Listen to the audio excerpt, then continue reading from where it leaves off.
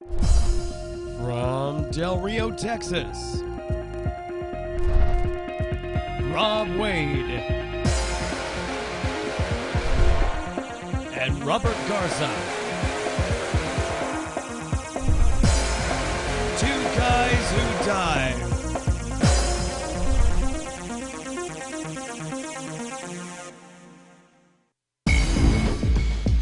This episode of Two Guys Who Dive recorded live Saturday, 25 May 2013, episode 68.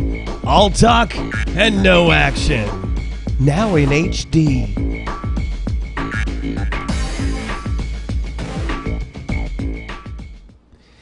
Well, welcome once again to another exciting episode of Two Guys Who Dive, and I'm your host, Rob Wade, and not here yet is Robert Garza. Hey, Robert, how are you? Yeah, exactly. You're the mere shadow of your former self. And guesting today in our studio is... Troy McGonigal. And we are so glad to have you here. Glad to be here. It's glad to be had, you know? Glad to be had, yeah. It's good to be anywhere, right? So, how was your week this week? Fabulous. Fabulous. Staying busy. Yeah, no kidding. A lot going on. Yeah. You've been doing like this work on a summer cottage, summer home, right? I guess that's relative. I have relatives. They're relative. Yeah, we've been helping my cousin work on a 1974 4-bedroom mobile home. Doing a remodel on it. It's been interesting. It's the first time I've ever done anything like that, but I've got skills that I'm able to... Skills with a Z. Yeah. That I'm able to apply, and it's been nice, Yeah. It's kind of a different change of pace, and Nice. Feel accomplished by the end of the day. You've done something, and the weather's kind of made it interesting with the rain, because Yeah, no kidding. some of the issues were caused by water leaks, so we got to see where the water was actually coming from. So it helped out, but when it's 4 o'clock in the morning and you're got a flashlight out there staring at it. I have one of those in the studio here. Yeah. Oh, do you? Yeah. Yeah, that's where we had leaks in the roof before we redid it. So, but it's been nice. It's been fun, but my weekends are... But not real nice fun. No, real nice fun is the weekend. Yes. Now, I reserve Saturday and Sunday for my real nice fun, There we go. as we experienced today. Exactly, which we'll be talking about a little bit later. And Robert didn't experience. Yes, Oh, wait a minute. he's not here to defend himself, but he texted me he's on his way. Of course, he blew off all my other texts and emails today, so we're going to be grilling him as to. We'll get to the bottom of this. Well, yeah, that's right. We'll get the bottom of the bottom there. Interesting week for me. Of course, it's a short week, being the holiday, Memorial Day holiday. Normally, us federal service people get the actual holiday, of course, Memorial Day off, but a lot of most of the time, the major commands decide to do what they call a family day, which means you don't get that day off per se, but they basically scale all the work down, and so it's liberal leave, meaning if you've got the leave to take or time off awards or whatever, you can take those to you can use that time to take that extra day off. Normally you schedule well ahead your vacation time, so it at least impacts the mission. Well, in the case of these family days, then they have kind of the liberal leave policy, meaning organizations and supervisors should make best effort to accommodate those who want to go ahead and take leave. If you absolutely have a function like fire department or the medical clinic where you have to have somebody on staff, then you try to work how your minimum manning will be and all that good stuff. So it's 4-day weekend for us, which is nice. Of course, Tara and I were joking about the fact that for those who've been living under a rock, you may not have heard of this thing called a sequester.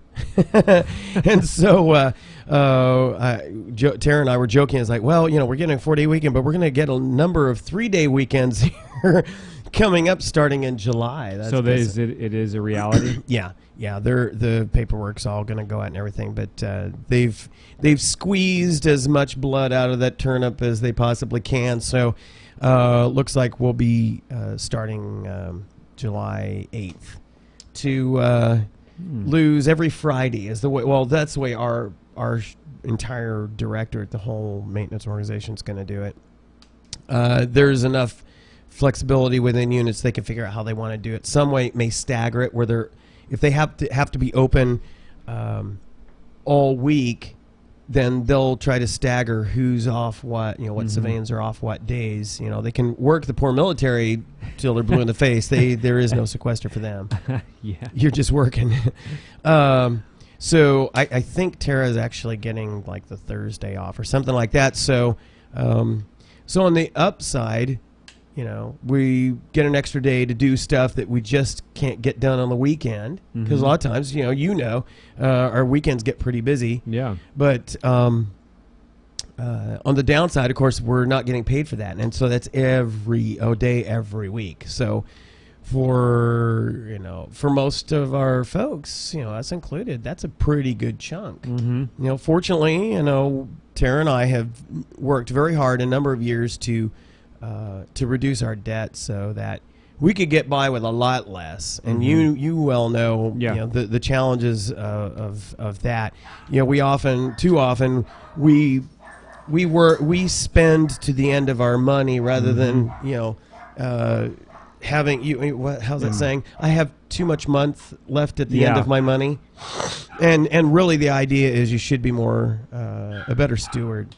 Absolutely. And so that's we're prepared for it. We'll drop back on certain things that we've taken luxuries at, but in no way are we going to be in dire straits. We've been diligent to work that. It's kind of like experiencing retirement without being retired. Yeah, exactly.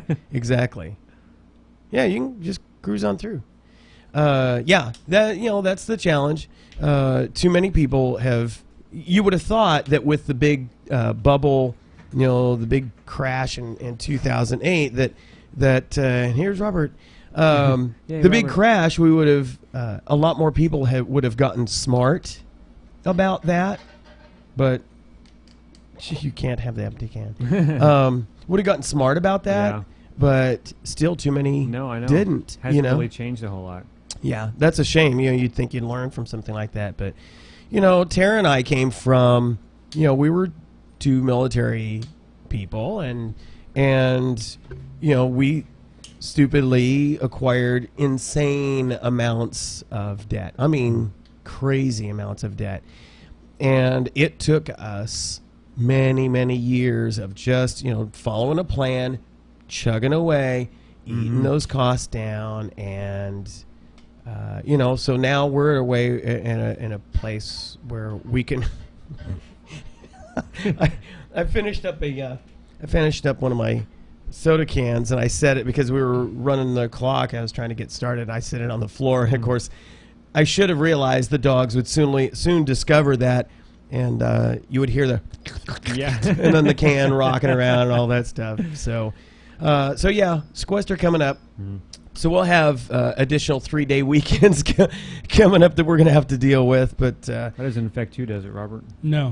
No. Lucky you. Yeah, no. Other things affect me, but no, not sequestration. Yeah. So what happened, man? I got a toothache, which is what's kind of slowed me down right now. Wow. Because I was like, no text, no nothing. I was like, I went to the dentist on Wednesday to address a root canal that I had done. Oh. And because I started kind of feeling a little bit of pain, and it's like, I've had root canals before, and I've never felt any pain before. Right. And, the crown had fallen off. And, I didn't know that it was chipped in the back. Ooh. And apparently, I guess stuff had been going in there. Ouch. And they never had a problem. Well, it popped off, and all of a sudden, I just felt like air hit me. Oh. And it just and I was at work, so I told them, you know what, I got to go to the dentist. I was able to go in there, and they kind of fixed it, but then they told me that the root canal was not done correctly. Oh. The tooth, my molar back here has apparently four roots, and only one of them was addressed. So there's 3 more, and they actually said, we're kind of surprised you haven't been in more pain since. Well, that usually would give me an indication of maybe the nerves had already died, which means they have to remove it. yeah, so I was fine, and then this morning I woke up and I just was like throbbing. So, I just took something and passed out. Because as of last night, you were a go for today. I was totally a go because they had fixed it. They had put a temporary crown on it, and I was feeling pretty good. And they said you may have a little bit of discomfort. Well, yeah, last night we were eating and I was chewing on it. Okay, didn't have a problem. But this morning I woke up and it just, ouch. Yeah, so I've been pretty much on a liquid diet as of all today. Wow, bummer.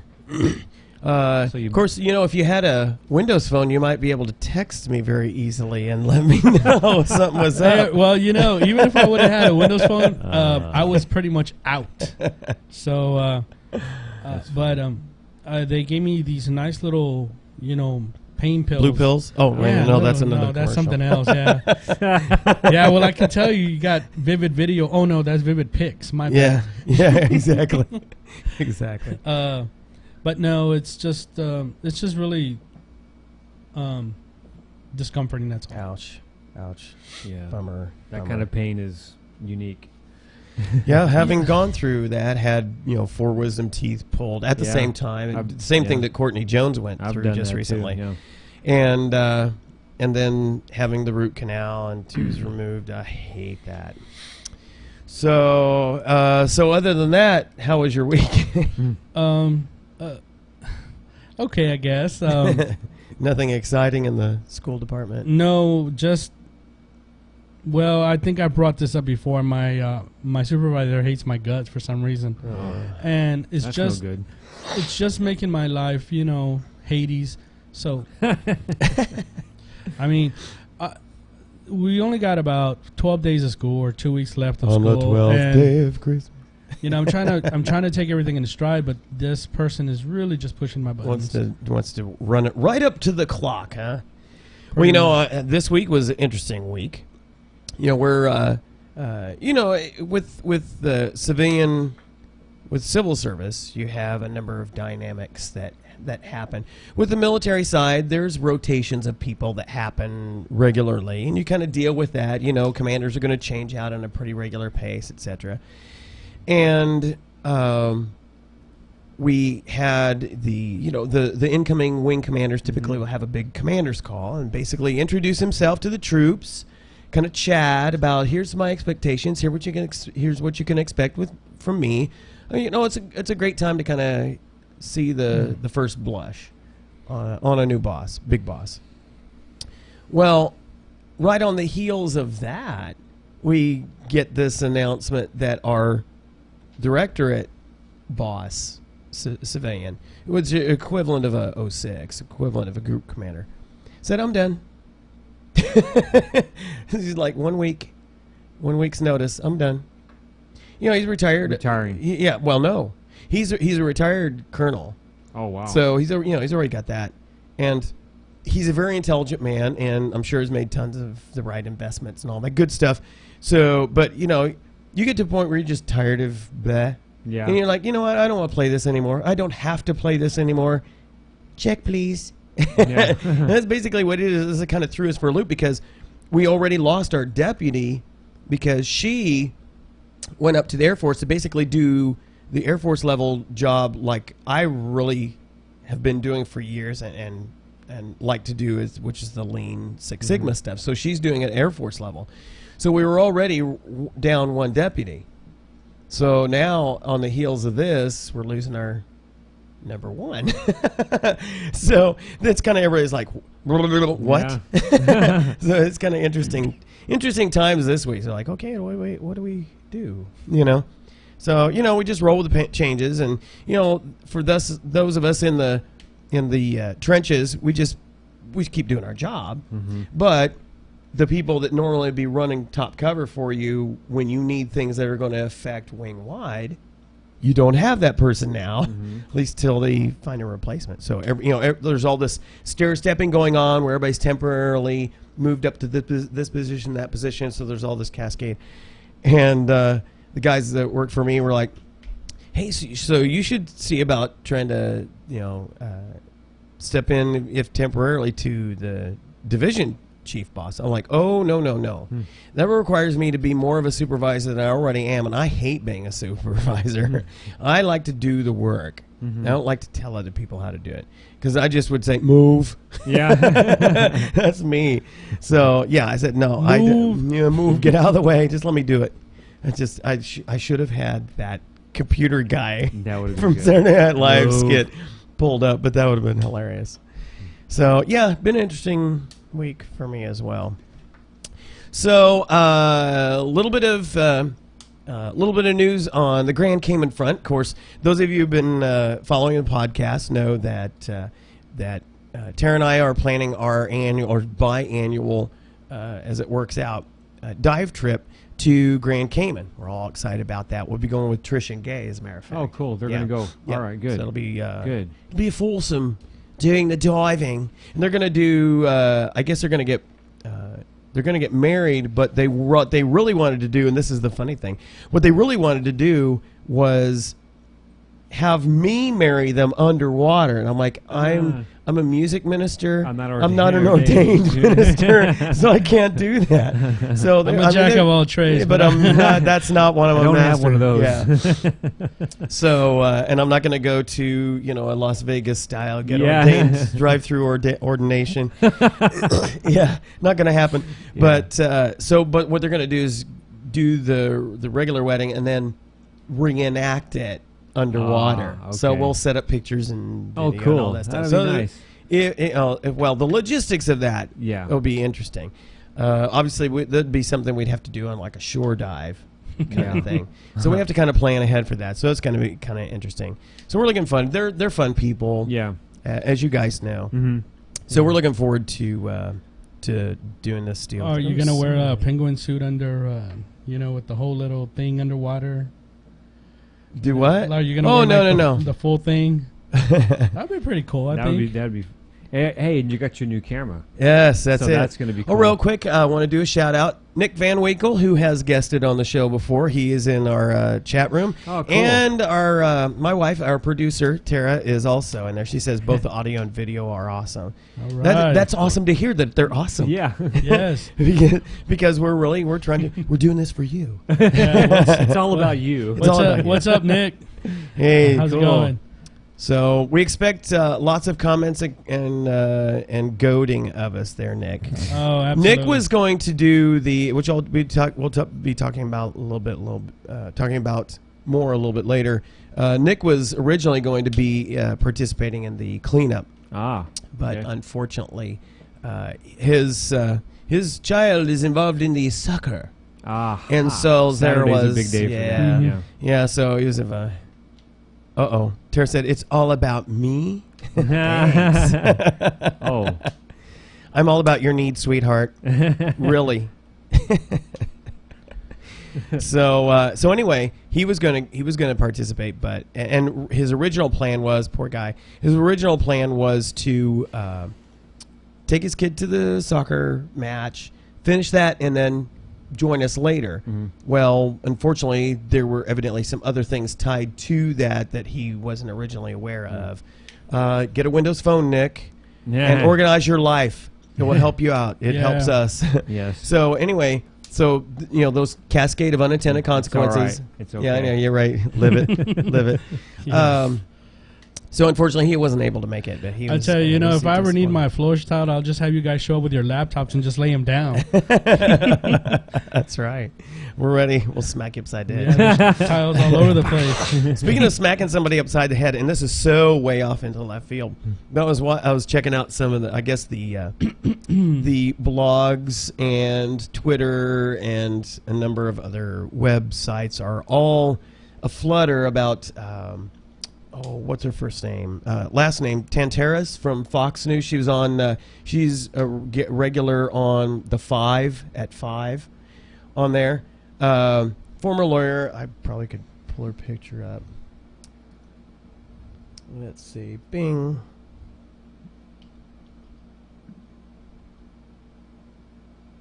No.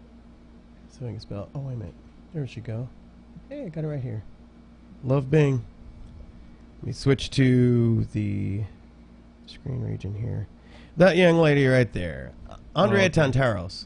On her radio program, evidently, she was, listing all these things that the current administration has truly screwed up on. I mean, there's a number of really bad scandals going on.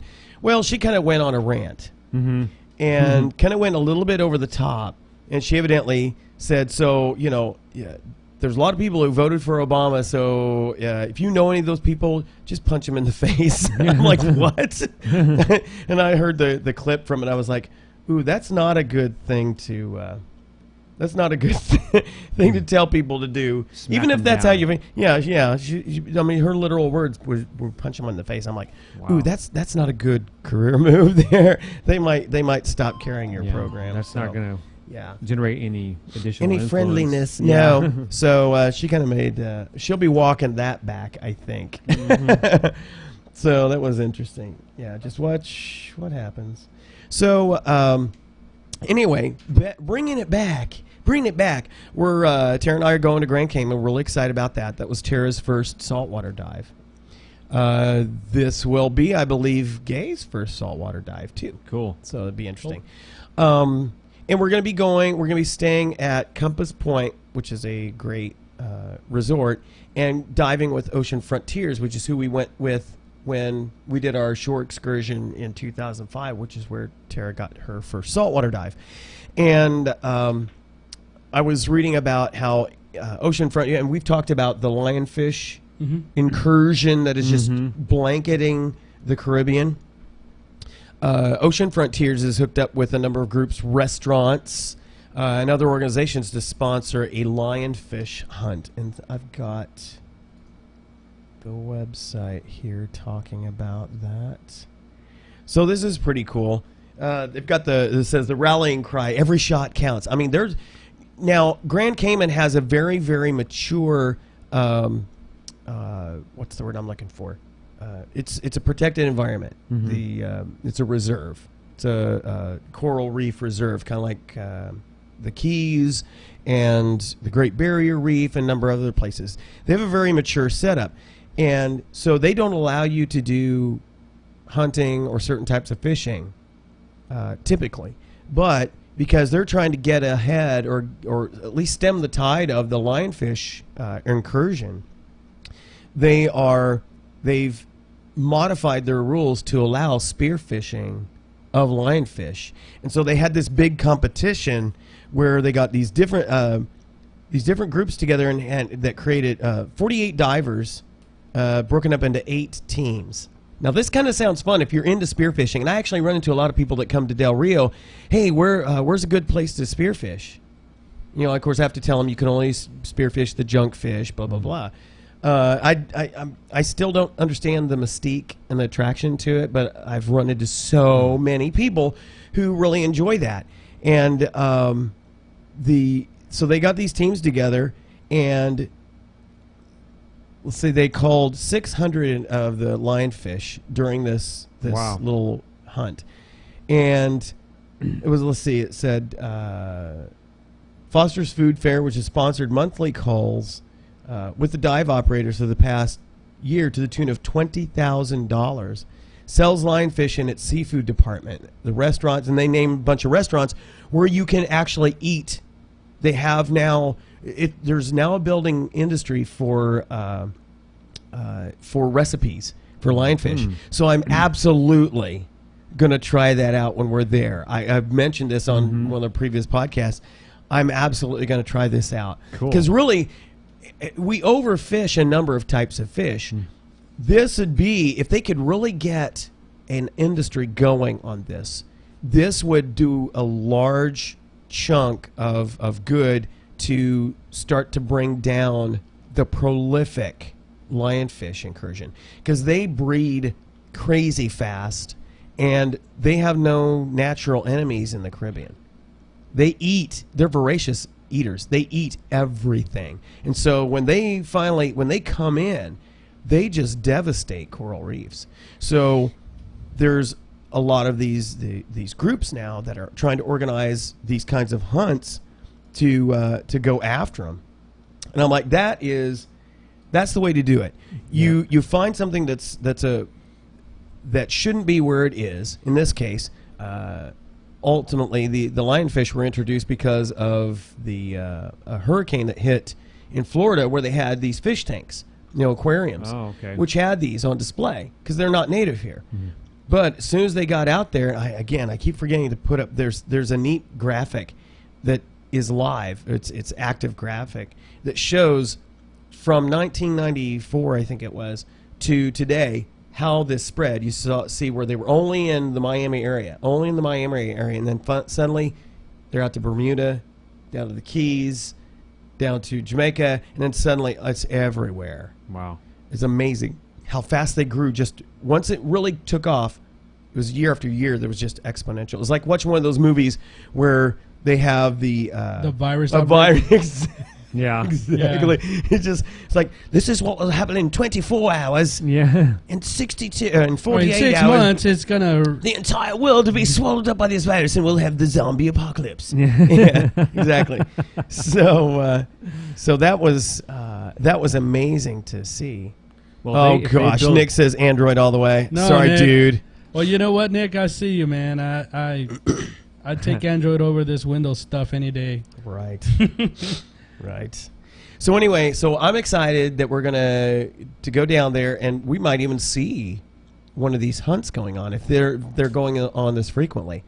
And definitely I'll have to share our experiences with eating lionfish. It's interesting that they're building an industry that's really I can see how that will absolutely motivate the masses to go out and start fishing for them in whatever form. I guess you can do that. Yeah. Is it only spearfishing, or Well, evidently, what it started out is they would dive masters would actually sort of hunt while they're leading a dive.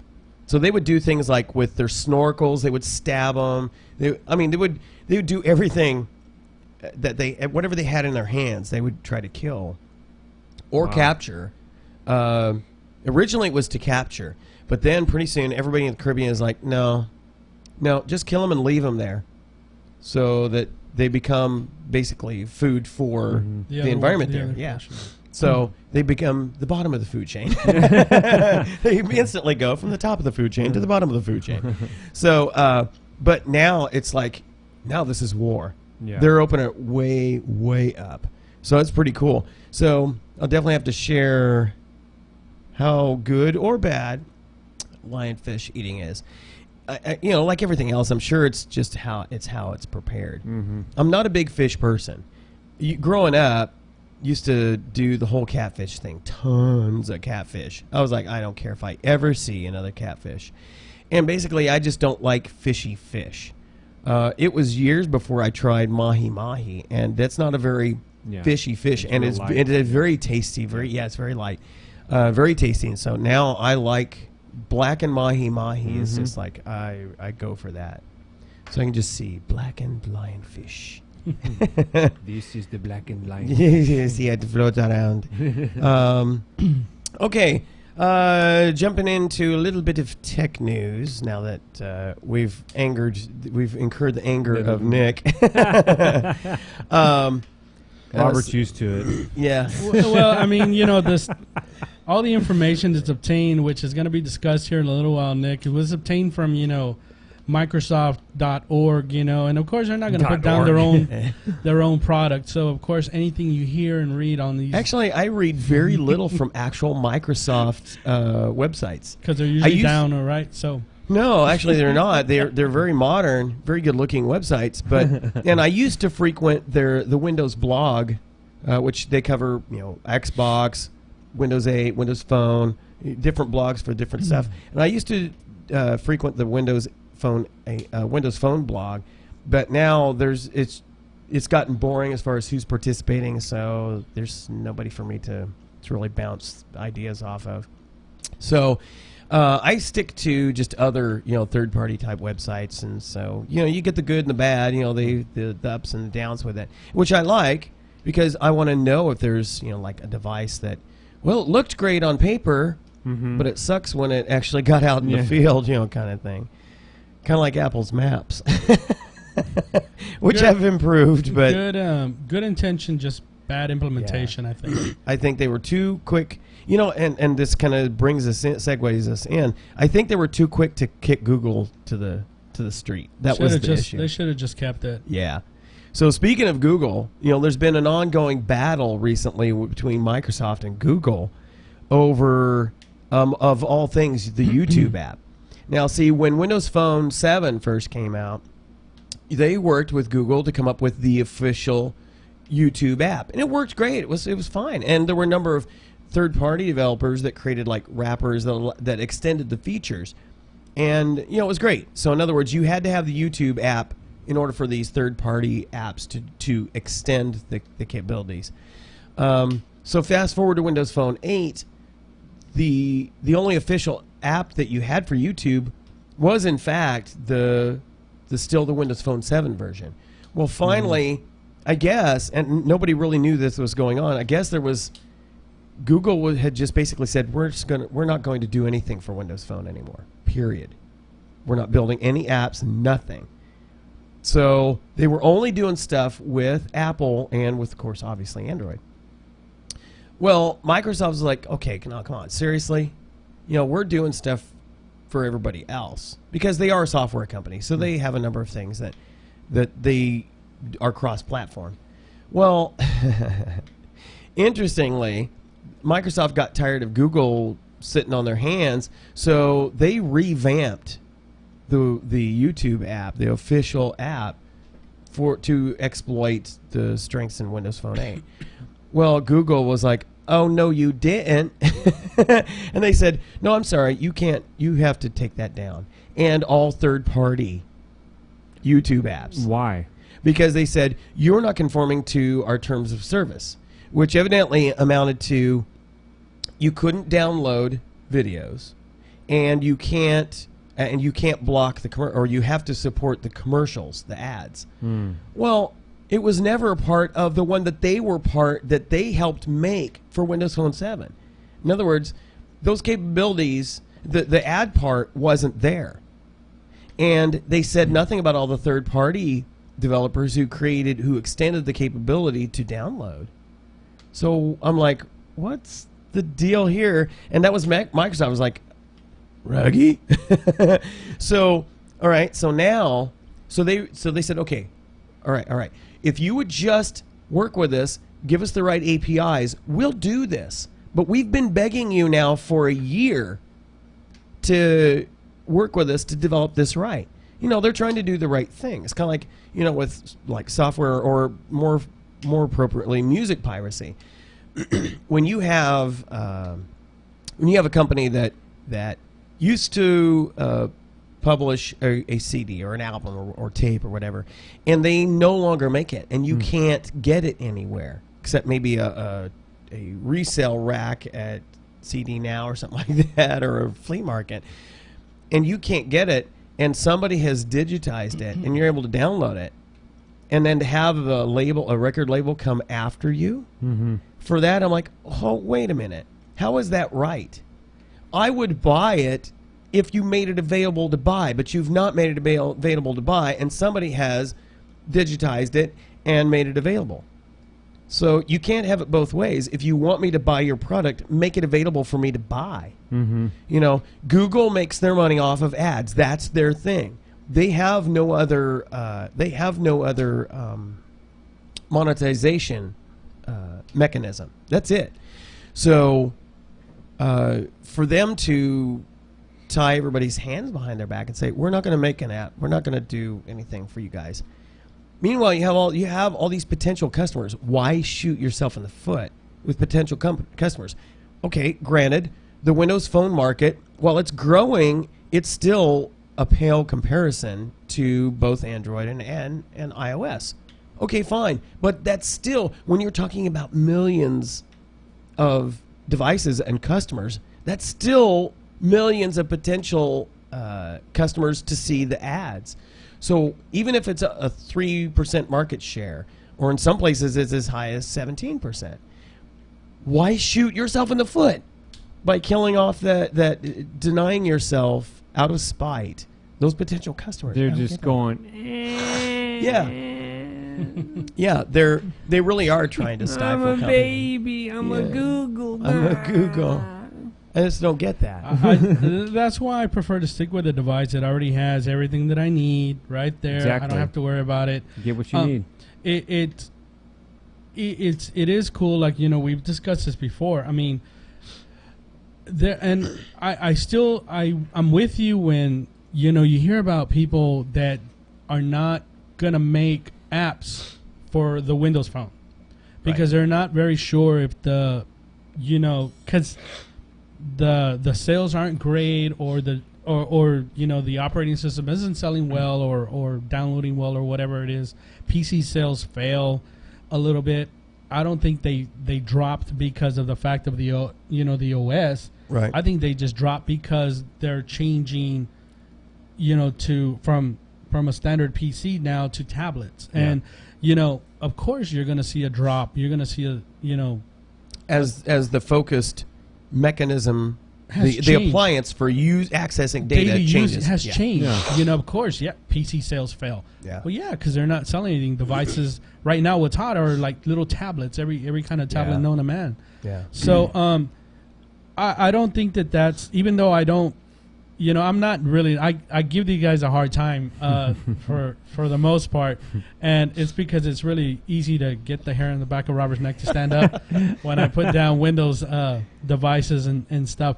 But realistically, I mean, I am a tech by heart, so Right. Anything that's going to make interaction, whether it be media, some kind of anything technical, Yeah. that's I'm for that. But when I read about things like that, like, you know, certain companies That's that clearly aren't an gonna agenda do, that makes no you know, sense in the business world. they're not going to make apps, you know, for a specific device because of, you know, whatever reason. I think that's Yeah. idiotic at best. You know? See, It's just Microsoft is, I mean, they want to be, I mean, they own patents for across, I mean, they make more money off of Android right now because they own so many flipping patents. But thing is, they are primarily, even though they're rebranding themselves, they are primarily a software company. And so Office is their biggest moneymaker. And so, you know, they're still working on the version that will work on the iPhone and iPad and all that and stuff. you know, that's the other thing too. You would think, okay, you know, Apple and, you know, all this stuff. That's one of the biggest best-selling, I think, software that most people buy for Apple is the Office. The Office, yeah. Yeah, you know, I mean, Yeah. it's the So, best. and you know, they're not holding back. Now, what they will typically do, and you see this across all the platforms, is what they'll typically do is you get this first for a limited time, and then we open it up to everybody else. And that's, you know, that's standard marketing practice. You know, that creates an air of exclusivity Yeah. for a limited run that hopefully attracts people based on that, whatever that agreement was. And then eventually it's opened up. Nokia did that, and which is a smart thing because they've got a number of software aspects and services that are really, really top notch. And so what they did first is they released certain things like the whole Here maps, Here City Lens and things like that, only for the Lumias initially. And then after, you know, a couple of months, they said, okay, now all of the Windows phones, and they're already, you know, starting to kick stuff out across the other platforms. They're being smart about that. But for Google to take that stance, that's kind of stupid. So fast forward, they said, Microsoft said, okay, fine, we'll do this. We'll modify it, and we will remove the download feature. But you need to give us the API, work with us on the API, so that we can handle the whole ads part of it. No. So they released a version that took out the downloads, but it still didn't have any ads. So Google said, no, you need to take it down. So now it's been pulled. But the word is Google is finally relented, and they're working with Microsoft to come up with a correct version that does the whole ads. Now, on the iPhone, does it have ads? The what? The YouTube app, the official one. You know, I don't. You don't use it? I don't use it. I pretty much just go and use. So that tells me you never Safari. watch the show. No, I do. I actually. you a subscriber?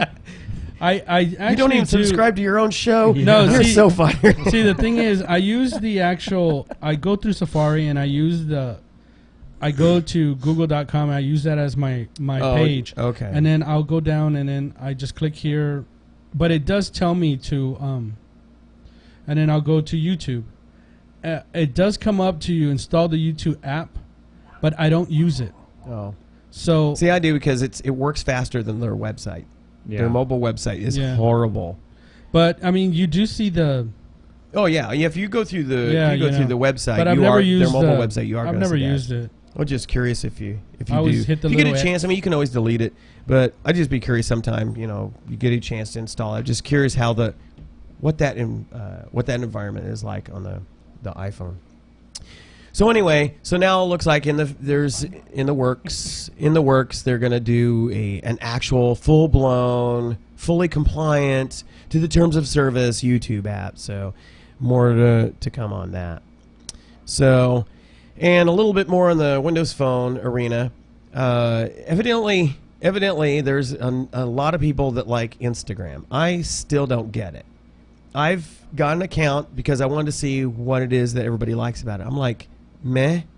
I don't get it. I just don't get it. However, that was a big must-have for people that I know that have considered Windows Phone. They like everything else about it, but it's Instagram. Well, if it doesn't have Instagram, I'm like, why? What is that big deal?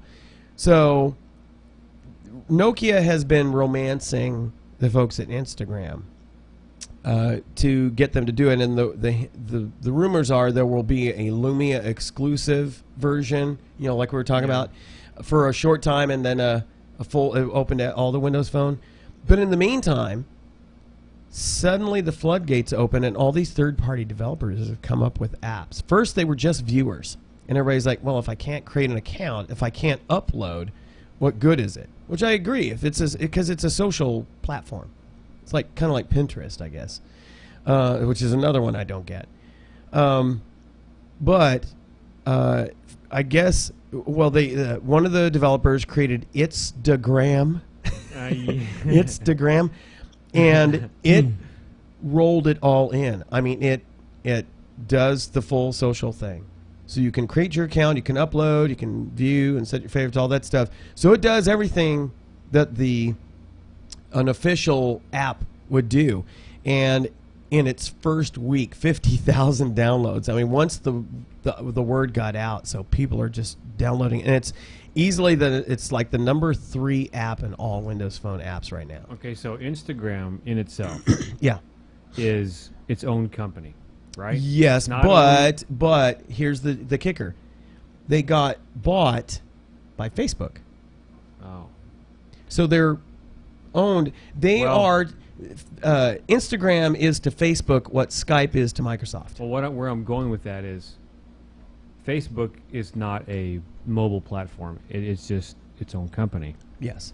So it doesn't make sense to me when any company outside of any of the Android, iPhone, Microsoft, They're device agnostic. Yeah. why would they care who has their feature? Why wouldn't they give it to everybody? I want to be everywhere all the time. Here, guys, boom. I'm gonna Well, make one for everybody. for years they were an iPhone only, Well, it doesn't make sense to me. and it was just last year that they came onto Android. last year, about a year and a half ago, maybe. Okay. Yeah, that they developed a version for Android. I don't understand that. I don't either. It doesn't I make don't either. sense to me. If It I'm a doesn't- company, I don't care. I don't have any allegiance. Well, maybe they do. Maybe they're getting paid. But I would be like, okay, I want to be everywhere. I want to be everything to everyone. Exactly. That it just from a business standpoint, it makes no sense to me why you would limit your customers. Exactly. Okay, what am I looking for? It's on there.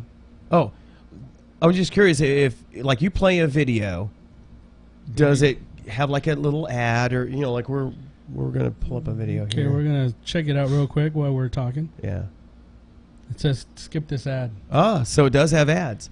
Yeah. So that is a fully. And then And you can't. And can you download? Can you download a video? That's why I use SuperTube. Yeah, I love SuperTube. You can download them in HD. I don't know. I'll have to play with it. I Okay. guess. Let me. I'm just curious. If it allows that, then to me, they're already breaking the rules that they were going after Microsoft on. Now, it's got the ads, so, okay, Again. that's an up and up thing. Again, and I get it. It's just a. And Google. And, that is how they monetize their product. It'll let me share, add to watch later, add to favorites, playlists, Okay. and flag. So you could basically send the link, say, could hey, send the check link. check this video out. Yeah.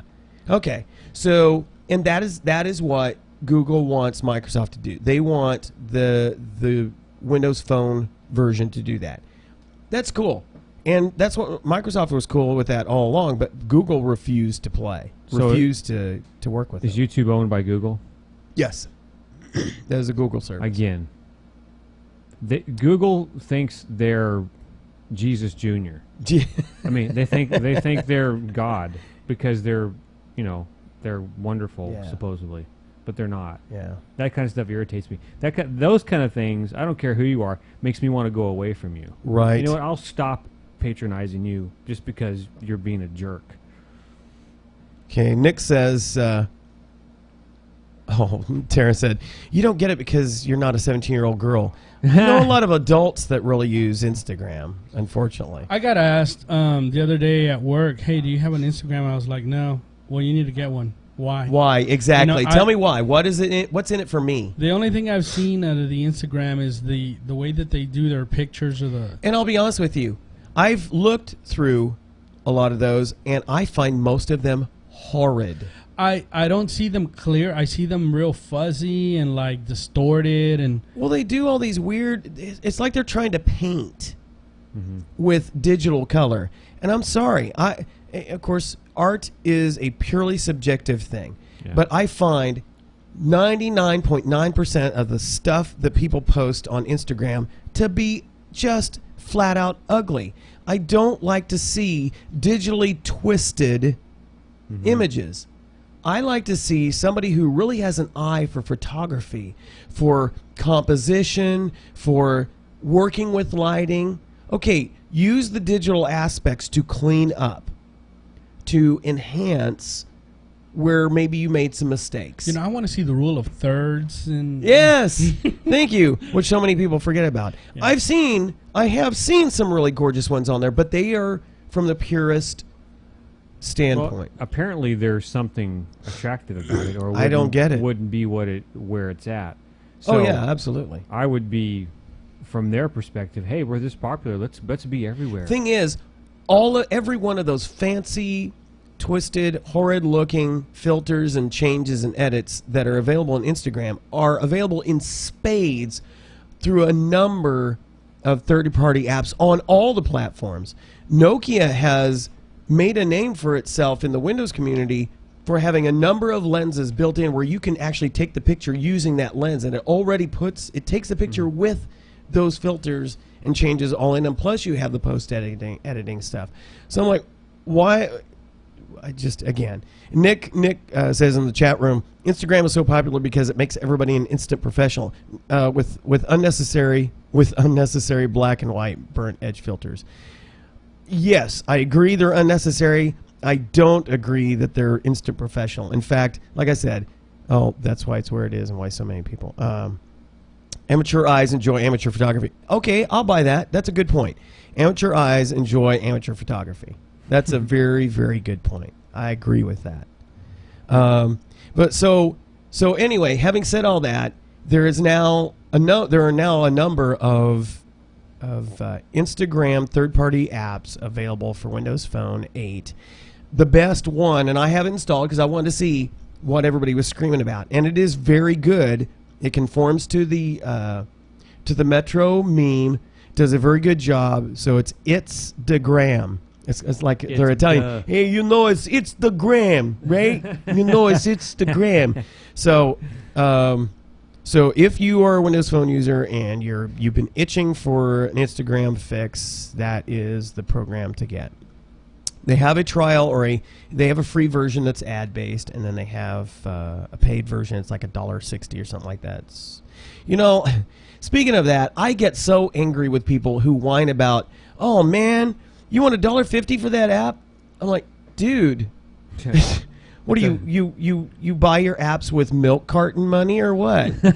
you pick up cans and bottles alongside the road and buy. That's how you buy your apps? What? You cheapskates? I'm like, come on, $1.50. pay developers. Yeah, exactly. Pay them.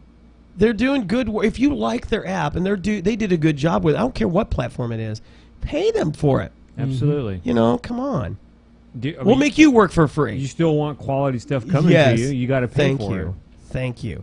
It's that entitlement society that we build. It's like, you should have it free.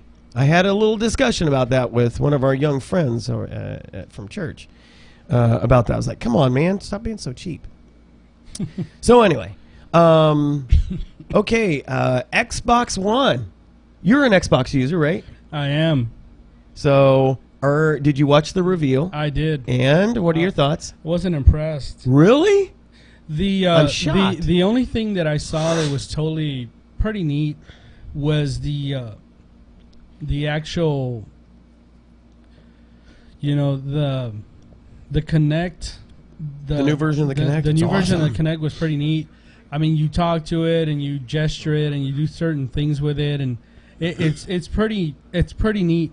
One of the things that I was reading, though, however, is that they're not sure how some of the gaming stuff is going to play out, because apparently what a lot of users are doing, you go and you buy a game, costs $50, $60, you play it for a little while, and then you take it to GameStop and you want to turn it in. Well, apparently they're not sure how this is going to work, but I remember I was reading something about it that once you install the game, you're into like a code or whatever it is to be able to install the game. Right. But once you take that game and it's installed with that code and you take it to want to sell it, somebody else is going to buy it. They will not be able to install it because they're going to have to buy the code after they purchase the game. I should have read it. To get the content, because I'm not big into games. But I was reading today that Microsoft basically said, "Oh, wait a minute, y'all are misunderstanding this whole concept that we've got going with the reselling of games." Yeah. So there may be some misunderstanding there. I'll have to check out the. Well, for the most part, the initial thing is that's what they were saying is Yeah. that you're gonna, if you buy it and then you want to go to resell it at a game store or something, and I come along and I buy it because they have it at discount. It's gonna, you're not gonna be able to install it. You're gonna have to pay for pretty much another little license. Well, there was whining about the whole always online issue, which isn't quite true. That's another one that was kind of rumored, but it was a twisting of the truth. But you know what? That would be the mechanism that would allow the resell. And again, we'll see more information coming out. Yeah, but that would be the mechanism. That. Yeah, that would be the mechanism to make that work. Because think about this: if you install a game on this new Xbox One, and you have to put this special code in there, well, then what would happen is if you resell it, maybe there's a mechanism that allows you to give up that code, deactivate that release code. Or maybe if somebody else tries to install it and they use that code, it removes it from yours, so you're no longer able to play it. Right. There's got to be something to that extent somewhere. Okay, well, if you turn it in, they're going to ask you at the GameStop, is the code free? Let's check it out, or find a way to look to see if the code has been, released or whatever. Or it may be that the games written that are now going to be developed for the Xbox One have a totally different authentication mechanism too. Yeah. And also, of course, they still charge for their live service. The one thing that I like about the PlayStation is that it's free. So, I don't know. Well, you get. It's arguable that you get more content available with that Xbox Gold, which they're not having that anymore. They're going to call it something else or do something else with it. Matter of fact, let me throw in there a little. This show is being sponsored by Microsoft, so we're gonna throw a Microsoft commercial up there. Nice. Nick, where are you? We got your signal sausage, buddy. He's in the chat room. At this point, I wish there were a voice. I were there to voice my opinion on this. Oh, Xbox One threw them all off the Empire State Building. Horrible piece of equipment. I would like to know what you base that on. Oh yeah, there you go, Nick. Here we go. I actually like it. My son uses the Xbox. I have my PlayStation. Thank you for joining us on the Microsoft campus at the home of Xbox. Today, we put you at the center of a new generation in the living room, where your games look and feel like nothing else, where your TV becomes more intelligent, where all of your entertainment the volume down a comes little bit. alive. Yeah. Hello. Because I don't care to listen to him Introducing talk. Xbox One. I love the look of it. I hated the look of the last version of the The Xbox. principles we followed were to be simple, instant, and complete. The soul of the new system is the Xbox One architecture. I think it's interesting. 3 operating systems. I like that. Is kind of cool. Completely redesigned to respond instantly to you. And it did too. The demos were amazing. I mean, no lag in voice commands or hand motions for to do stuff. I love that. Xbox game. Go to TV. Go to music. Watch TV. Yes, that fast. Did you see how instant that was? The new Xbox Live is built on Xbox. Of all time, Mr. Steven Spielberg. I think this is cool. NFL on They're going to be Xbox doing their is own just one more reason content, Xbox One their is a own must-have programming. system for your living room. EA Sports on Xbox One. Oh, I don't care about EA Sports. I don't do sports at all.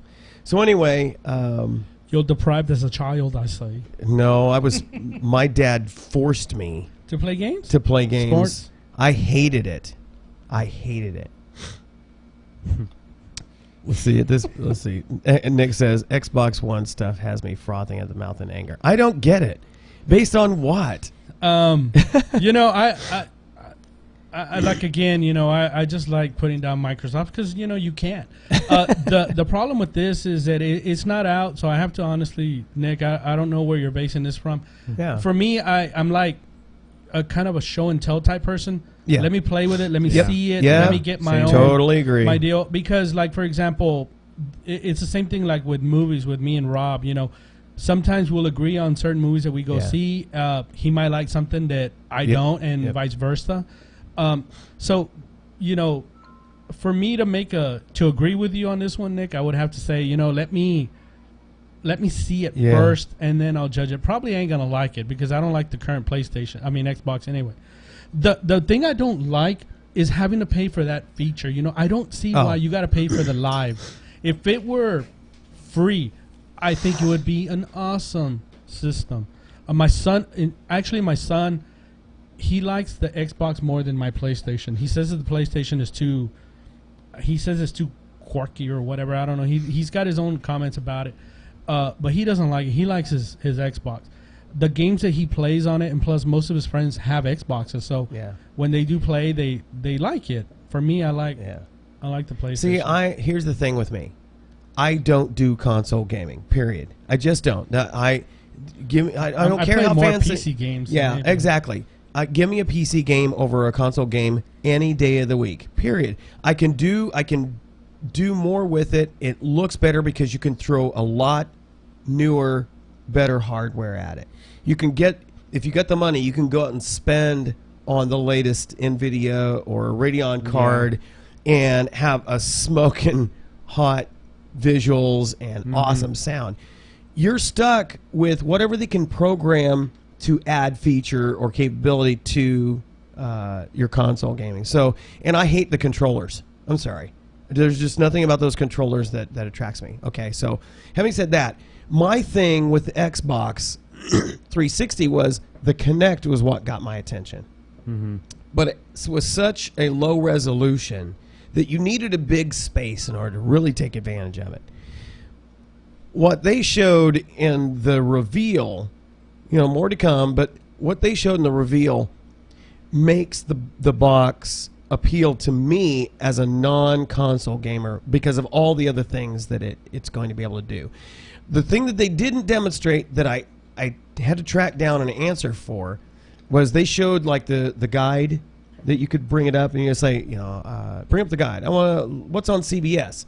You don't have to know the channel number to go to it. You just say, I want to go to that channel. I want to go to Sci-Fi, or I want to go to Stars, Encore, whatever. And it would go there. But they were using regular cable. And I was like, okay, will this work with satellite? Because I'm not going to cable. I've got cable for my internet, but I'm not going to cable for my television viewing. So if this works with the satellite, which it turns out it does, I'm like, okay, you now have my attention. So the multitasking capabilities that it can do, I can Skype. It's built in. I can Skype and watch TV all at the same time. I agree with you, Nick. What do you say? Says the machine is impressive, yes, but it's a bunch of principles behind that I have so many problems with. Like what principles? It's a Microsoft product. No. There's just the fact that it has Steve Ballmer behind it. I'm trying to imitate the way he talks, but it's hard to do. It's hard to do. So anyway, what do you think about the PlayStation, Nick? Let us know what you think about that. He probably loves it. He's probably a PlayStation guy. He's probably a Wii man. Ooh, I think that's going to go the way of the dodo. Do you think? What do you think? I list the Wii U is same as Windows 8. Oh please. Windows 8 is actually doing very well. Windows 8's not going anywhere. No. You watch, there's going to be probably Windows 8.5, and it's going to do it with the tiles, and it's going to be back to its old desktop. If they do, I have no reason to stay there. He says PS4 unimpressed with it too. I'm an Xbox guy. Who said that? Actually, Nick. Then how is he not like what they're doing with the... I just don't get that. Okay. Nick, so, we need to bring you on a show so you can shed some light on this. Yeah, exactly. But you need to bring actual stats. Yeah. We use silly and a mistake for humanity. You had to be careful because the sensor blocked in. Oh. He tried to do... This is a family show here, Nick. Nick, you got to be here live to use that. No, you know what? I was considered there's the BSW, the company that I kind of go to like for some of our hardware for the audio portion of the show, because they do broadcasting stuff. They have those little dumps, your little device you can plug in that puts you in however many second delay you want to, so you can dump somebody. Oh, somebody said something. That'd be pretty neat. Oh no, it said censored, so you said something, so you typed something. Maybe you had a typo. Oh, maybe it was the link. It might be. Okay. Cool. It's good to know that. I'll have to check that out. All right. So, but what I thought was interesting is that they really are moving. Microsoft's now, they're expanding not just software and hardware, but now they're moving into production, and they've hooked Steven Spielberg to do a Halo series. Wow. I'm like, yikes. That's a big gun to jump into that with. I can see them doing, because there's tons of really good production companies that can take games and go to TV. Resident Evil is a classic example of something that was very successful brought to the movies. But to get Steven Spielberg on board, I'm like, that's going to be interesting. If it fails, it's going to fail big. Because when you have that kind of money, getting Steven Spielberg involved, woo, wow. That's interesting. But I'll be interested because I like the Halo stuff. I think that would be pretty interesting.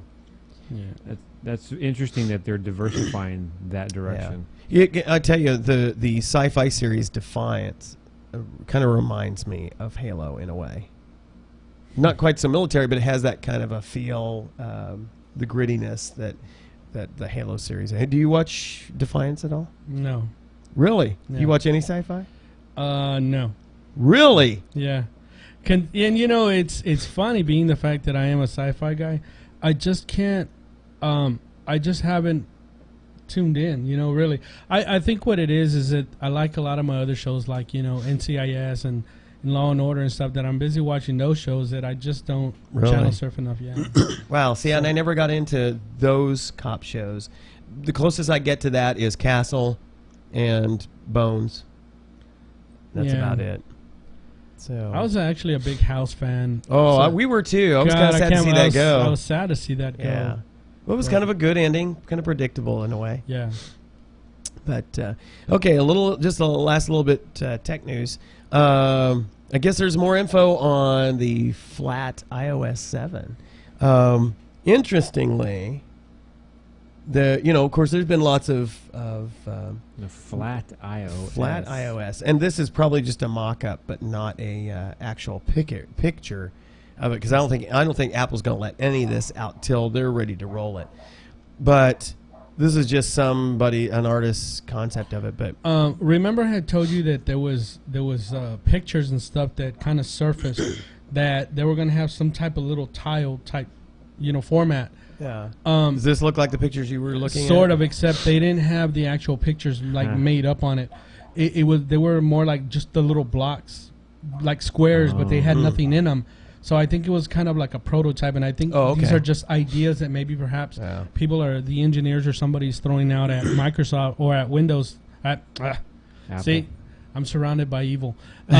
Well, apparently Apple's picking up on the evil. Look at it. Looks Yeah. like a Windows Well, phone. and we've talked about this before. Sorry, I didn't mean to cut you off. No, it's cool. But I think these are just ideas that they're throwing at Apple as like, well, can we go this way? But How would you execute if you're going to go flat? How are you going to execute it? Yeah. yeah. It's kind of hard when somebody already beat you to that.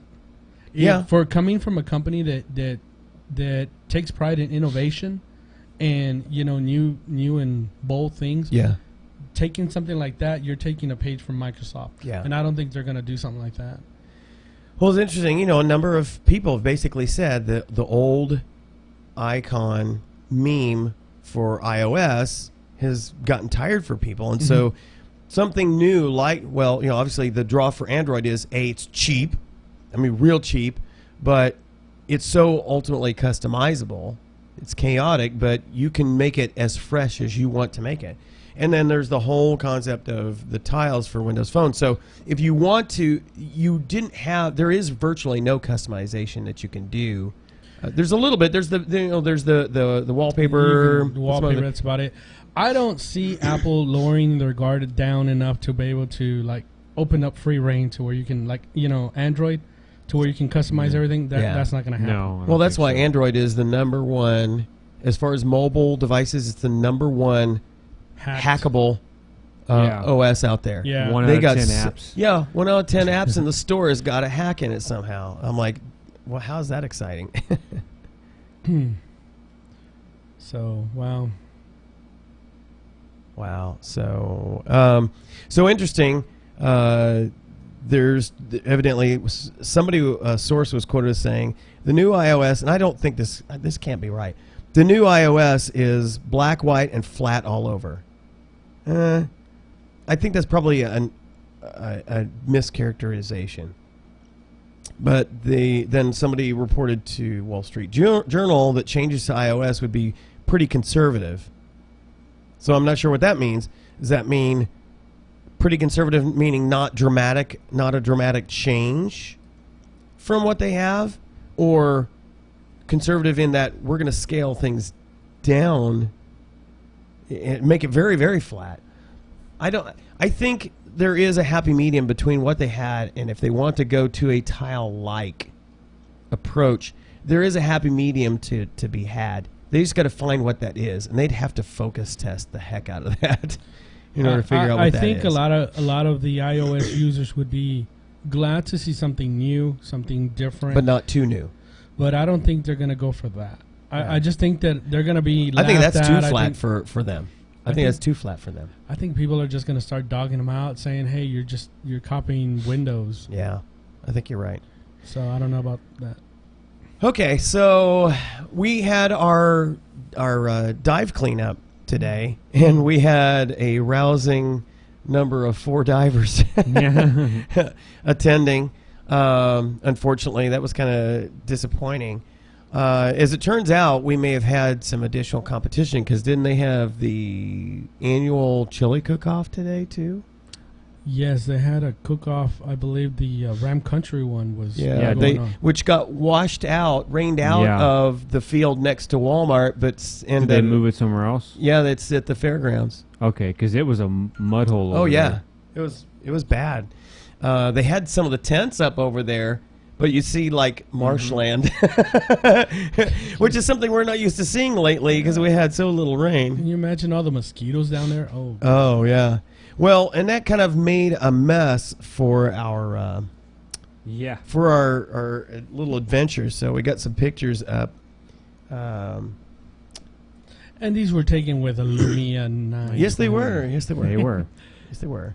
Unfortunately, I was all set to use the brand new camera. Had no reason to, because look at the water. Zero Visibility. Wow. It was horrible. It was actually worse yesterday. I drove by there, and the creek was like chocolate milk. The looking. ducks were loving it, and the turtles were. If you look just above the duck on the right, these 2 little dark mounds showing up in the water, those were turtles. We saw turtles all over the place. Our producer says we were a small but enthusiastic crowd. Yes, we absolutely were. Definitely appreciated having the McGonagals out there, and they were actually our shore support, which was kind of neat. Yeah. And Zach came out as well. Zach is he's going through his pilot training at the base, and luckily on a long weekend like this, he can actually go out and do some diving. Normally, he doesn't get that opportunity too much because of the flying after diving rules, that kind of thing. Yeah. But got a good picture of the. I was like, it was doing like yoga exercises over there. I was like, I gotta get a shot of that. So this is pretty cool. It took us forever to finally find the a Texas flag gazebo like that, but it afforded a nice little way to hang our that's awesome. dive emblem up there. So it was kind of neat. Even though there wasn't a lot of people to see it. That was kind of surprising, too. Yeah. Normally, on a weekend like this, even this early would already start filling up. There was virtually nobody there. It was nothing. Not until around 1 o'clock. So you see Troy there on the left. He's hooking up his gear, and Zach in the background there. And Troy's wife, Jennifer, is, I don't know if she was texting or taking a picture. And then my wife, our producer, Tara, is chilling out in the fold-up chair there. See her bright pink tank there. She has that grin like, I'm just so cheesy. That's my wife. We'll wait for a And there we go. in the chat room. The McGonagalettes. Oh, yeah. the little fidgets. Got Alan and Jared there. They were enjoying the heck out of the water, even though it was really nasty for us diving. Yeah. But they were just having a blast. Oh, they don't care. Yeah, they loved it. There's mud. It's fun. Yeah. So, group photo, which would have been nice if we'd had an additional person to be in the group photo. Yeah. Indeed. Well, if you look at the original one, the one that's on our website, I'm in that one. Yep, you are. This one will be added to the collective. I was hoping to find a shopping cart, but we. You couldn't find anything? Literally, this was a braille dive. Yeah. A braille So dive. we're all Well put, sitting well up. put. Yep, it was. You literally could not. Matter of fact, I was able to see my gauges, but Troy and Zach could not see their gauges right up to them. Wow. It's bad. I found whatever this was. It was metal. Found this whatever it was close to the bridge. I'm feeling around, and I felt something that was fairly sharp and clearly not rock. So it took me. I spent 15 minutes clearing away silt and rock and everything to where I had enough clearance that I could actually pull this from out of there. 15 minutes in one spot. I was like, okay, hopefully nobody thinks I'm in trouble because I was staying still.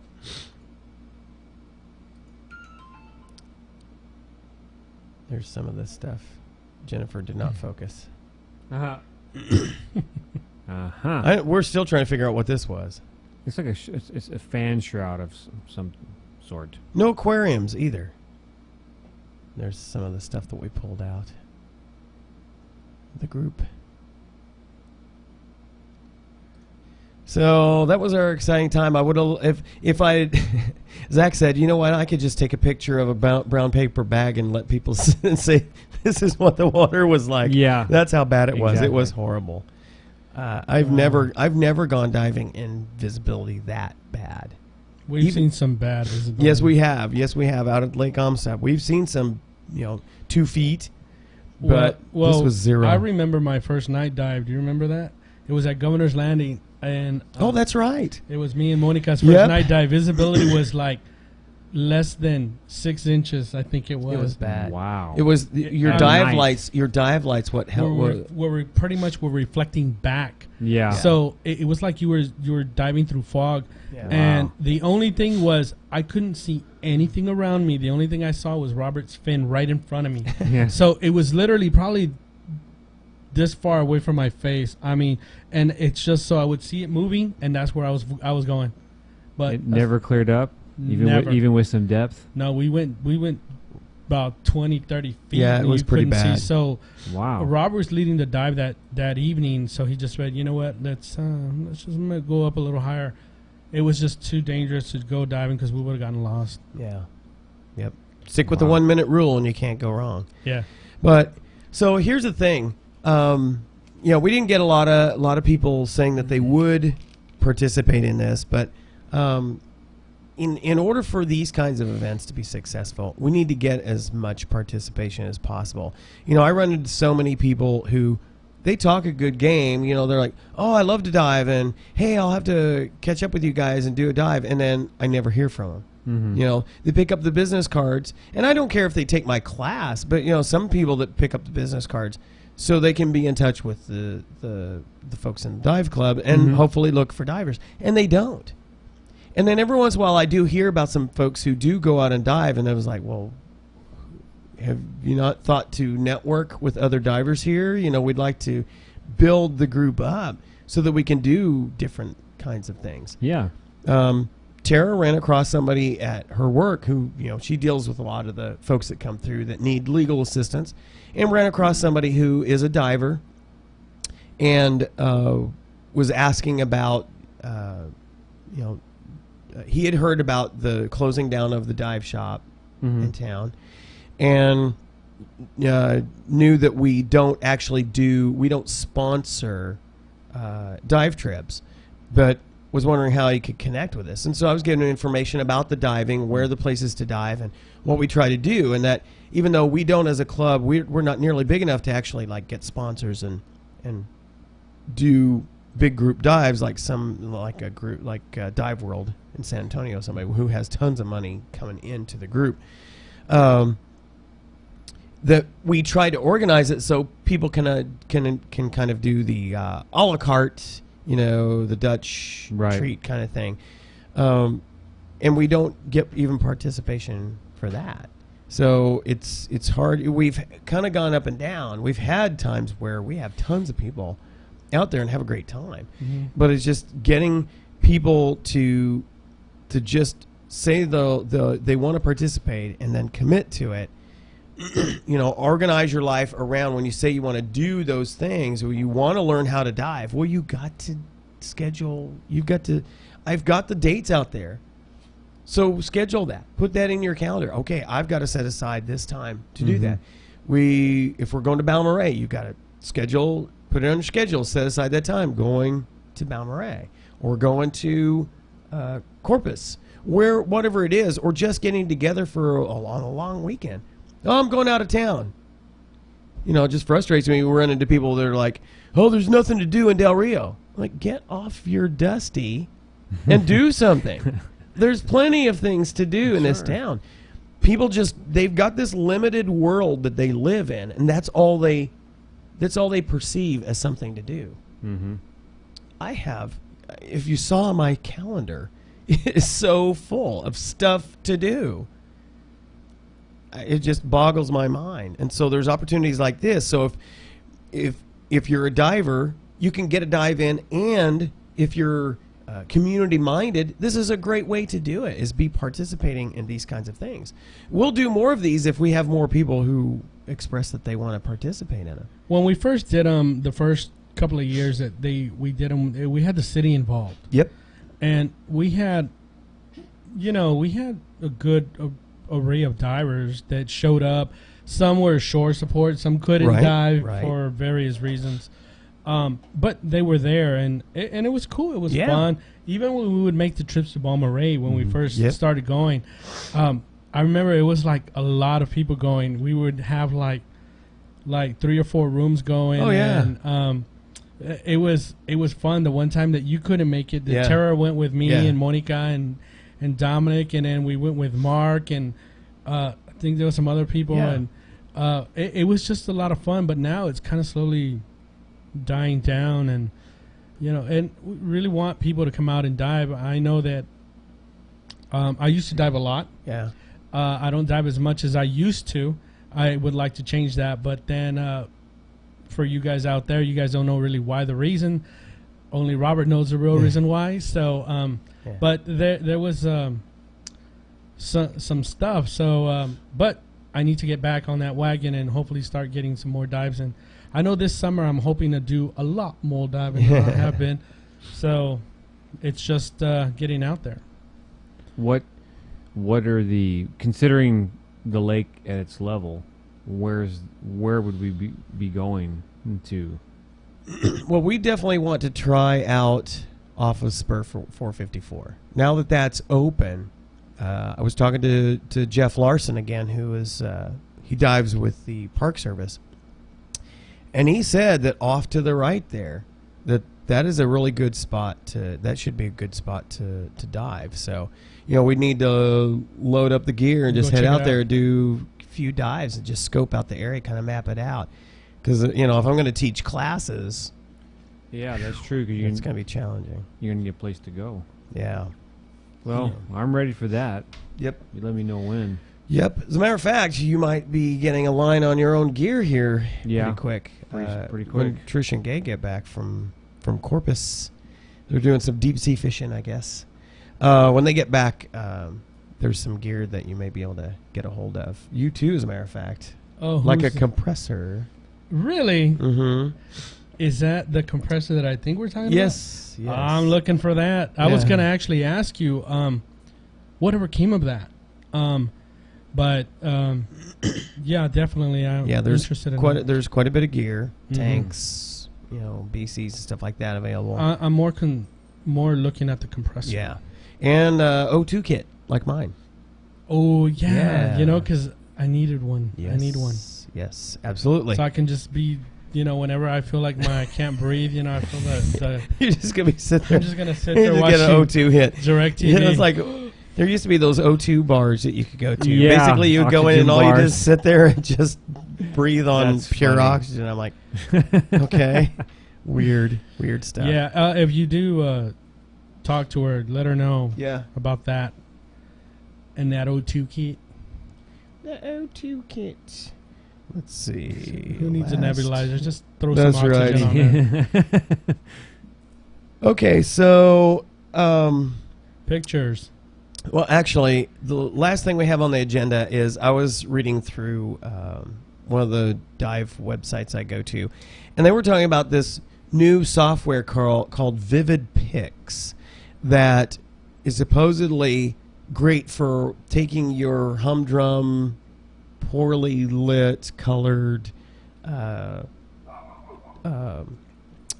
underwater digital photographs and fixing them almost automatically. It gives you some options for the changes, and turning them into amazing, very colorful pictures. And of course, their advertisement was getting glowing reviews, and their advertisement showed some pretty remarkable changes. Fortunately, they have a free trial version you could download. I thought, okay, I've got a number of older photographs that before, from when we first started taking pictures, underwater pictures, that, they're all obviously shaded towards the blue. Mm-hmm. that I would love to get colorized, bring the color back.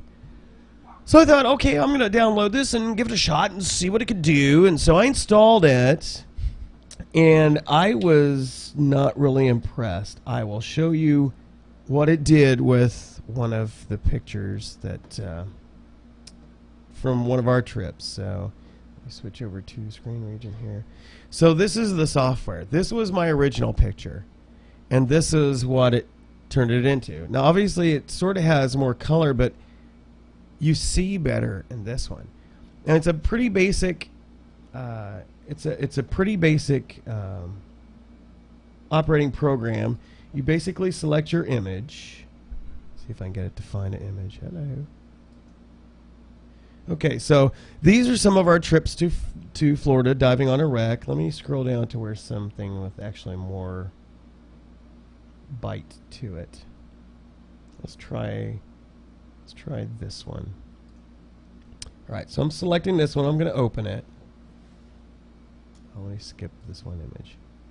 All right, so it took that, and here are your options. So it gives you choices as to what it did with it. And this is a free version. Yeah, but it's full featured. You only can save so much. I see. So there's certain limitations, but this is exactly how the program looks. So you get to choose from 9 options as to what you want to do with it. I So think that the one below your cursor looks This pretty one? good. Yeah. I think all right, that so one I'll looks select that one, and it shows you the before and after. I think that one looks pretty good. Really? I think it totally depends on it totally depends on what the image is before. Let me bring up. So this one had some color in it. I think it goes by reference. I think that it looks for certain colors to figure how it needs to gauge the rest of it. Now, thing is, it also creates, to me, I think this has a lot of remnants in it. So let me bring up another one. Let's go with Try that one. that one. Yeah. Okay. So let's go with this one. Let me skip the one image. All right. So here are the options. See, I think it does some unnatural things with it. So which one would you pick? That's a cool picture. Where's the original? It'll show you in a second. Oh, I don't know. Troy, I picked the last one. You go for this one. Which one looks best to you? probably the bottom middle. There you go. This one? Okay. So this is the before and the after. This almost doesn't even look real. Yeah, it's true. It does look. It adds some of the color back in. Yeah. Because fortunately there was some in there. Okay. But it looks very grainy. Has a lot of remnants in it. It kind of looks like you're using that Instagram. It does. It absolutely. Thank you. Exactly. It does. It does. So, I think with this program, if you have to, it's one of those your mileage may vary kind of thing. Yeah. It really depends on the quality of the picture going in. Now, granted, these original shots were taken at 90 plus feet with a 10 megapixel camera. Okay. Okay. With no extra lighting. It's only the ambient lighting. So it has to try to manufacture the color that would be brought back if you lit it properly. I suppose that maybe a higher resolution picture would help, but I guess Maybe- it depends on the picture. I would think the other one that we first selected, it kind of looked okay. That Yeah. one looks kind of yeah, it just doesn't. It almost doesn't look Looks- real, Yeah. especially looking around the edges of the windows. Yeah, like out the would be the background Yeah. outside of that Now doorway. it did bring that out. If I you know, look but comparatively, but the whole surrounding area, whatever that is behind, is that Tara? no, that's me. That's you. Okay, whatever that is behind you, directly behind It's you. it's a spool type thing. Okay.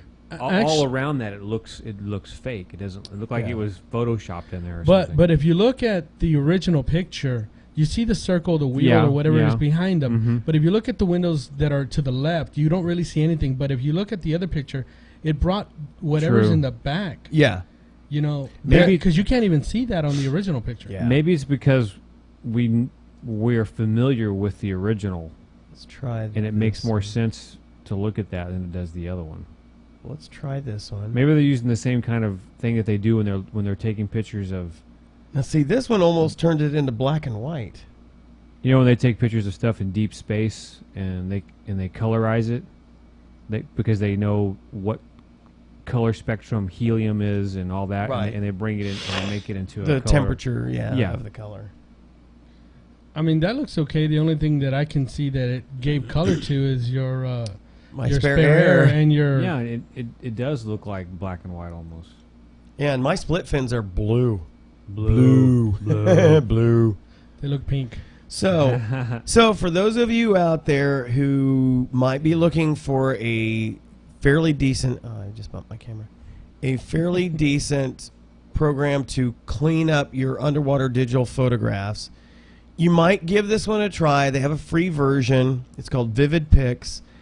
And again, I think your mileage may vary, but I was their advertising looked great, but on the website and everything, and the website that I first saw this talked about, they were like, "Ooh, this is great." I don't know. Maybe it is because the advertisement was using either it's doctored or they're using a higher resolution camera with the Better original. originals, yeah, Maybe it wasn't at 90 feet either. yeah. Well, if you take a good quality picture with a good camera, there's Yeah. not going to be much to have to clean. That's true. You know, You're I mean, exactly right. So the picture they Yeah. used probably was a good photo Yeah. to begin with. yeah. And then all it did was maybe just add a little more color. Or Right. whatever, so. So Vivid Pics, there's a free version. Download it, try it out. If it doesn't do what you need to do, delete it. If you like it, buy the software. Don't Well, be a better cheapskate. yet, just Yeah. buy the camera. Buy a good camera. and There you save go. yourself all the Fix it. problems. Fix Absolutely. it instantly. Instantaneously. All right, so let's finish up here. Let's hit the administrivia, unless there's any other topics you guys want to hit. No, I'm good. You're good. You just Yeah, want to did Nick- doctor your did- jaw. Yeah, I need to go punch myself in the face. Did Nick have anything else to say? Well, we could help you. And Yeah, just- Andrea Tantera's for you. Oh yeah, Tara said the bubbles didn't look real in that, but that's true. I did. They did look fake, like they were added in digitally. Yeah. All right, so administrivia. All right, next Dive Club meeting, 19 June. Of course, Tara and I won't be here for that, but hopefully Scuba Bob will be able to take the helm on that. As a matter of fact, I talked to Me and Troy will be there. We'll Zach said he should be, because the way their training is right now, they're in the academic mode again. So he said he should be able to be there. So Cool. And yeah, so hopefully we'll get some more folks out, and probably Jeff and his wife will be out there. We're still trying to get his wife in the water. She's like, no. Well, no, she wants to do it, but it's just the whole time factor. She's a school teacher. Yeah, so I know. it's always a challenge. Balmoral State Park trips. Next one is June 14th through the 16th, then July 19th through the 21st, and August 16th through the 18th. Basic open water scuba classes, June 27th, so you need to be signing up real quick by the first week of June. July 24th through the 28th, August 22nd through the 25th, and September 26th through the 29th. And we would love to have you participate in the Tons of Steel dive trip at South Padre. So if you've never done the saltwater dive thing, that's an awesome place to do it. 10 August. So basically we drive up on the Friday, spend the night, and then get up at dark 30 and get on the boat. Dark 30. Yeah. I might want to do that. Oh, cool. The dive club meeting is at what time? Oh, 7 always o'clock. 7 o'clock. 7 is Yep. standard, yeah. Yep, I standard just wanted time. to- So, yeah, go to our website, and which is new and improved. Got the calendar integrated with the Facebook. No. So With the Facebook, you say? with the Facebook. With the Facebook. It's all integrated. right. With It's the Facebook. integrated with All the right. Facebook. Integrated. That's right. So that's the Tons of Steel dive trip at South So Padre. it's the meeting's going to be on Wednesday? No. Yeah, the 19th is a Wednesday. What? No, that can't be right. Yeah, you know, there you go.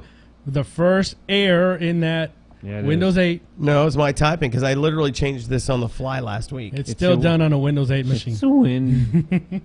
No, it's a typo. Is a typo. It would happen on any device. So it'd be 20. It's on the 20th. But guess what? You know what? Through the miracle of technology, I can change that on the fly. Watch this. On the Magic. fly. Flying change. It's a flying. It's airborne. Dun dun dun. How is that? There we go. Here we go. So 20 June. Okay. Thanks for catching me on that. And you can always follow us on Facebook /Del Rio Dive Club. We're quite active there. And you can send us messages. Keep them nice and pithy. Don't send any bad words. To Two Guys Who Dive via Skype, because now they've integrated the messenger with that. Yeah, that's cool. It is cool. And also visit our new and improved website, www.delriodiveclub.com. And if you would like to converse or otherwise exchange information with Scuba Bob, you can send him an email at rsgarza821@yahoo.com. Please. Or follow him on the Twitter. On Twitter. Yes. Yes. rsgarza435. That's right. He'd love to hear from you. Send in those special notes. Yes. And of course, you can follow me at RobertCFP or send me an email, robert.wade@setifox.net. Do you want to share any of your info? You don't have to, but if you want to, you can. Okay. So, and no. I'm not in the loop yet with all this diving. No, well, I mean, it's going to happen. yeah, I want to. Oh, yes, yeah, it's it going will. to happen. It will. So, so that pretty much finishes up another very long episode, as we're wont to do, because we can. we can. Yes. So let's see. Any special stuff going on coming up next week, next weekend? Anything going on for you? Unless you end up having to have root canal part 2. Well, they did say that they were going to have to redo it because it wasn't done correctly to begin Do-over. with. So those of you that go to the dentist in Mexico, please be mindful of your dentist. Yes. You know, it's one of those deals. You go and I mean, seriously, you I'm just. There's a visual in my head. Oh my gosh! All right, We may not want to know that. Keep going. we'll Keep have going. to talk about that off air. But you know, when you go, you pay for a service, and then when you find out that it wasn't done correctly, it just, you know, it just gets the best of you. So, I was not a happy camper, and I'm definitely not feeling happy right now. So, What? Don't Literally. worry. Literally. Be happy. yeah, literally. Don't worry. I wonder if I have this up here. Probably don't. Uh-oh. Oh, I've got to show this. Hey, did you ever find those pictures when we dove the... No, I am still. Oh. I am still looking for that. Tara's asking why you won't be here for the club meeting in June. No, I'm thinking of July. Yeah. Pardon me. So you will be here for June. Yes, I will be here for June. It's July. Well, There you go, man. She caught that real quick. Yes, she did. Where are you She's going? like, Where are you going to be? That's my producer for me. That's right. For you, she wants to be on top of every little detail. I gotta find this picture. It was an I.O. Air. I.O. error. Yes, I was thinking July. I am so ready for this trip to Grand Cayman, more than I can even express. We just are already thinking in that mode. I gotta put this picture up. Let me find it. Oh, I think I know what it is. Yes, you've got to know. Yeah. Yeah.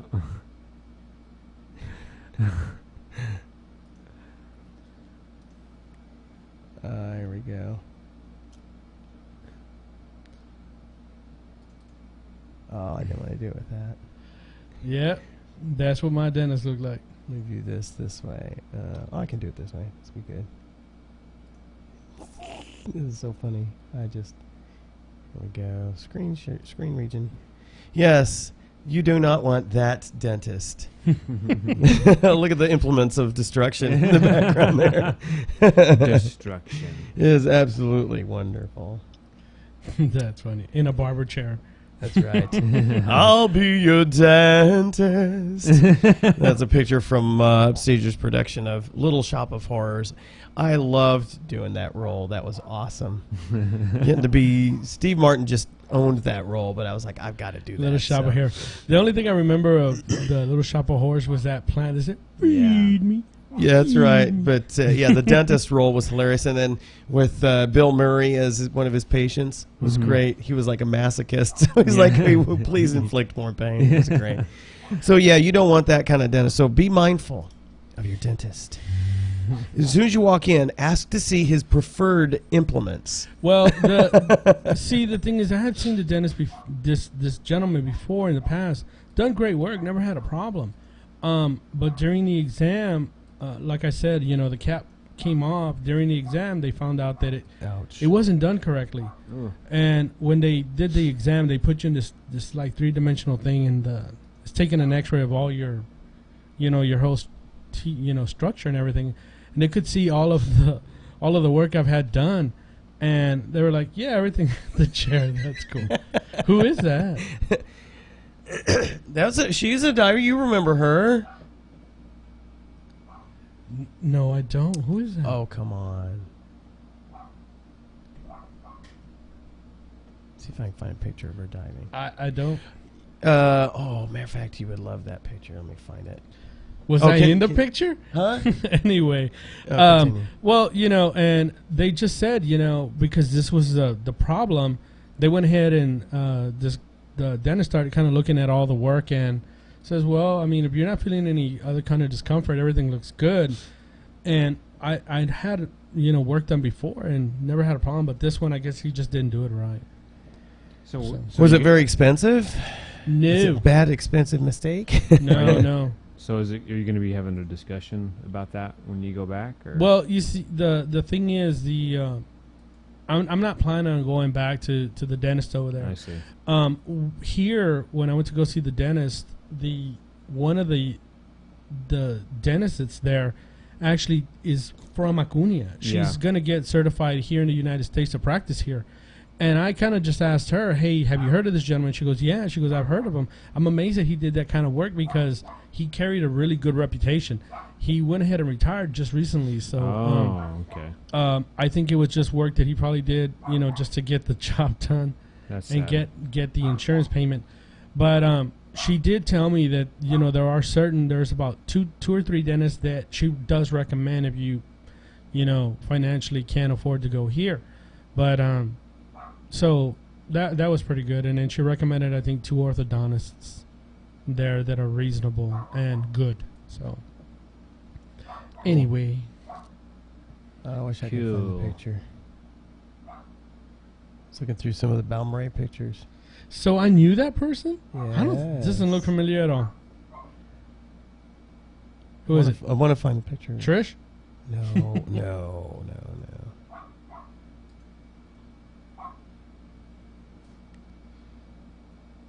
Where's the picture? I remember I took Trish to the Botany Bay at the cliffs at one time. Botany Bay. She and her husband were both divers. Julia and Justin. Julia and Justin. Oh, that's Julia? Yeah. I didn't recognize her at all. I wanted to find the picture because I have a really good picture where both she... this might have been the one. Yeah, I think that's it. Was it Balmorhea? Mm-hmm. Here we go. I love that place, man. Let me switch this. Oh, her dive yes. suit. They were so funny. This was the picture I was looking for. So, so that was Julia. She was doing like here I'm selling scuba gear in impossible poses. And what was funny was her husband then got in the act. It was great. Justin was hilarious. Yeah, he had great humor, great sense of humor. Yeah, they were both cool people. They were. She they really was were. like really down to earth. She was and a very good diver too. Yeah, very good diver. She was a natural, and her when we dove in Balmorhea, it was her sister. No, we did the dive where I can't remember where it was, but it was her and her sister. Her sister-in-law, yeah, her husband, and I think mother and father were there Yeah. at that time. Yeah. It was at Balmoral. We did a night dive. Yeah. Or a Um, dusk dive. Yeah, it was a dust dive. But yeah, awesome, really friendly folks. And I was kind of sad to see them go, but Yeah. it was cool. Well, they're doing well. You know, she's doing the whole the running thing, the Marathons or marathons, and then she does some of these other things, just like triathlons and things Oh. like that. Oh wow. With 2 kids. Mhm. So, yeah. I remember before they left, Justin had gotten into the cycling at the Yes, base. Remember, and she yeah. was really upset because he had shed like a lot of weight doing the cycling, Right. and he kind of looked like Lance Armstrong. You know, he's Right, just right. ripped. So I was like, yeah, that'll do it to you. That is He's true. ripped. That's true. So, okay, well, this brings us to the close of another exciting episode. It was great having you on board again, Troy. Love to see Glad to be more of you. You know, we've got good quality equipment here Yeah, I now that know. we can expand. So now we actually have what was our third microphone is available to bring a fourth person on. Wow. Nick. Nick, you gotta come I have back, to get. man. I'll have to get an extension to the USB cord so I can back Yeah. the camera far enough to get us in a wide-angle shot. But we always have a good time here, and we love to share our thoughts and our conversations with y'all. Especially when you jump in the chat room like that. It was great having both Tara and Nick in the. And you know what? There's plenty of room in the chat room. Yes. It doesn't. yeah. It's not just limited to 2 people. So you can always follow us. Catch us whenever we're doing the show, and jump into the chat room. We love to interact with you guys. Helps keep us lively, and also keeps us honest when we blow some information, and y'all are able to jump in there and correct. Which is us. rare. Yeah, but, it's just it's the thing we have to do. It's a terrible burden, but that's okay. We'll bear it gladly for you, our viewers. So we thank you, and hopefully subscribe to our YouTube channel so you can catch the Yeah, shows afterward. definitely. And also subscribe to our Ustream so that you can be notified when we're getting ready to do these. Of course, I send out Twitter messages and Facebook messages all the time, and we'd love to have you interact with us. And so you can catch us next week. Same bat time, same bat channel. I'll probably get busted for that. I think that's a DC Comics thing, and you just use something. I don't know. But we'll see you next week on another fun-filled, fact-filled, exciting episode of Two Guys Who Dive. Good night. See ya! Good night.